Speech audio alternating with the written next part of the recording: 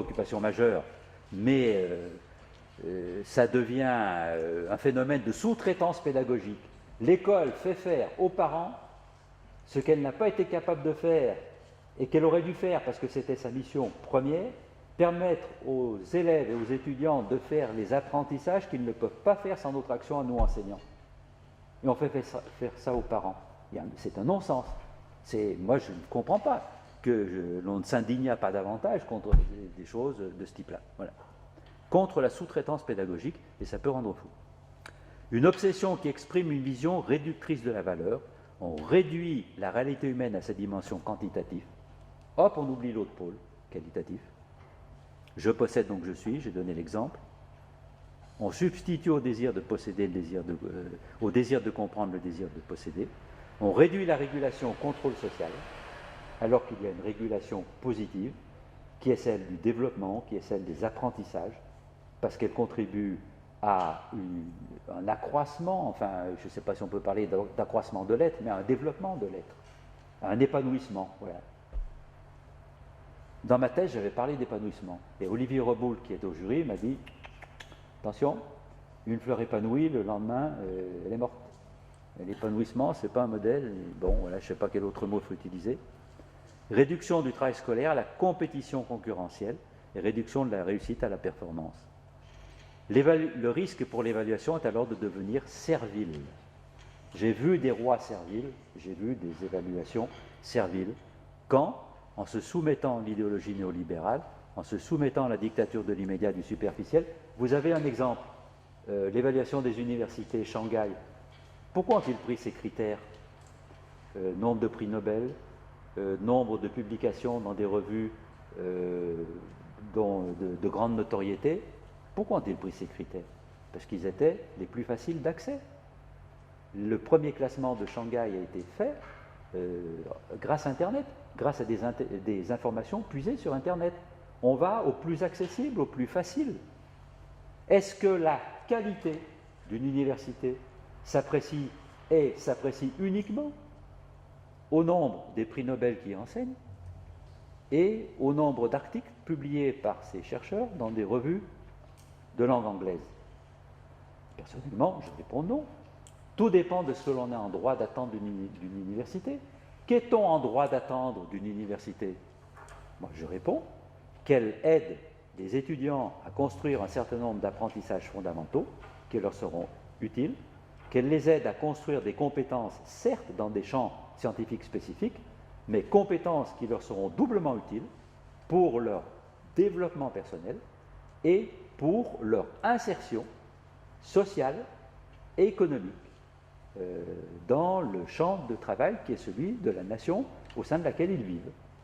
Voilà. Et c'est à ça qu'on doit évaluer les universités.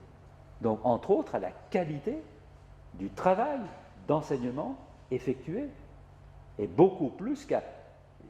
Les prix Nobel s'achètent, il suffit d'avoir les sommes d'argent nécessaires pour leur donner des chaires. Alors c'est bien, mais non, je n'ai pas dans ce classeur-là. Un prix Nobel enseigne-t-il mieux qu'un étudiant, un doctorant? Non, il y a des recherches qui ont été faites et qui ont montré que des doctorants pouvaient être de meilleurs enseignants, appréciés de quel point de vue? Du point de vue des apprentissages faits par les étudiants, que des prix Nobel. Je n'ai aucun mépris pour les prix Nobel. Ce sont des chercheurs de très haut niveau, des gens qui pourraient, et qui sont sans doute d'excellents enseignants, mais il faut apprécier l'excellence de leur travail d'enseignement et pas penser a priori que l'émargement d'un prix Nobel dans une université est un signe de qualité pour cette université. Voilà. Donc on se soumet à la dictature de l'immédiat, du superficiel. Oui. L'évaluation, ça pose la question des critères. Oui.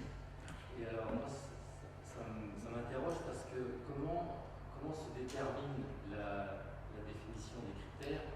Est-ce qu'on peut évaluer sans avoir soi-même déterminé ces critères-là?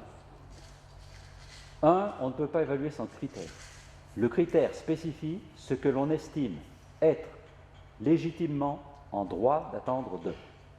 Ce que l'on estime être légitimement en droit d'attendre d'eux. C'est ça qui servira de critère qui permettra de trancher.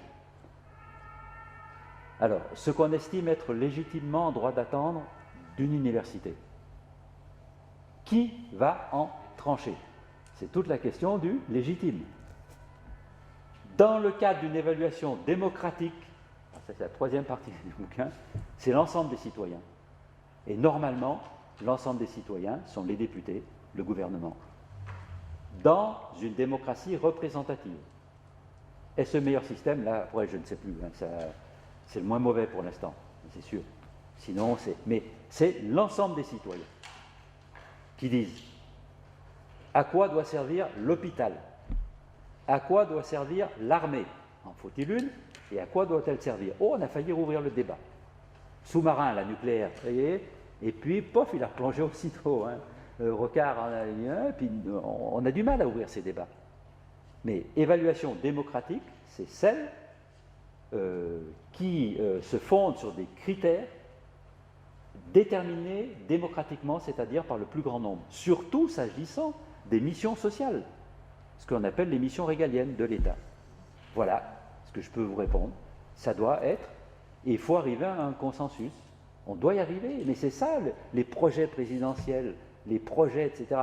C'est le projet éducatif, ça doit être ça. On doit pouvoir dire, voilà à quoi sert l'université.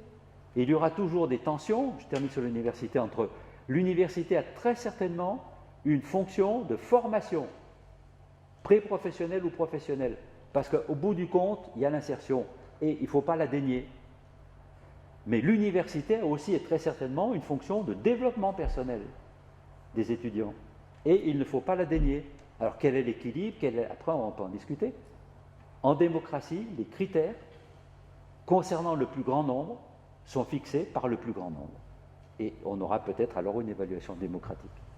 Je suis obligé de répondre très vite, hein, vu l'heure, mais il y avait d'autres... J'ai vu qu'il y avait d'autres questions. Oui. Moi, j'ai une question qui rejoint la question des critères.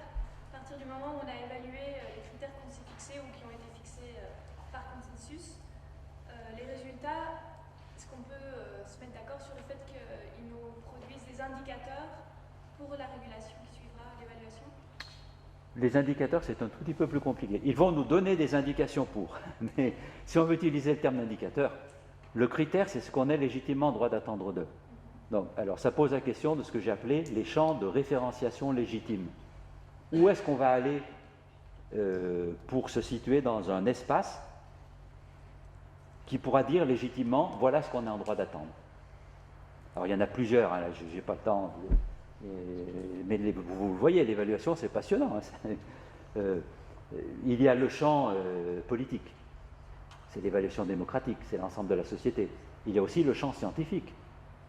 Exemple, si Piaget a raison, quand il dit qu'un enfant de 6 ans n'est capable que de maîtriser des opérations concrètes et pas des opérations formelles, exiger d'un enfant de 6 ans qu'il maîtrisât des opérations formelles, c'est lui proposer un objectif inatteignable pour lui. C'est illégitime. La science peut dire d'une certaine façon ce qu'on est légitimement en droit d'attendre d'eux. La psychologie sont aussi des champs de référenciation légitimes. Et puis il y en a d'autres. Et je pense que quand il s'agit de formation, le champ professionnel, c'est un champ de référenciation légitime. Moi, j'ai assez longuement travaillé avec des cadres de santé. Qu'est-on légitimement en droit d'attendre d'un infirmier? Qu'il effectue au mieux les gestes professionnels. Où est-ce qu'on va aller voir ces gestes professionnels?